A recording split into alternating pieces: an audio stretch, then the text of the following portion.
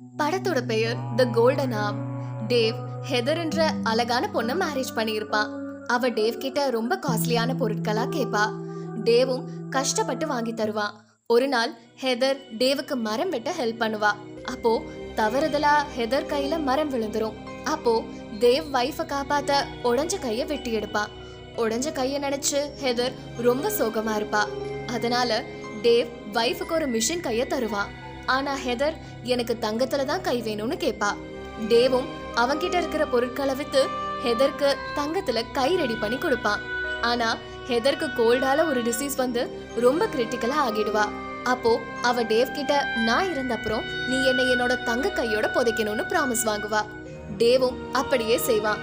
அடுத்து டேவ்க்கு கடன் அதிகமா ஆகிடும். அதனால டேவ் கல்லறைக்கு போய் ஹெதரோட தங்க கைய வெட்டி வீட்டுக்கு கொண்டு வருவான். அப்போ அதிகமான காத்தடிக்கும். அப்புறம் ஹெதர்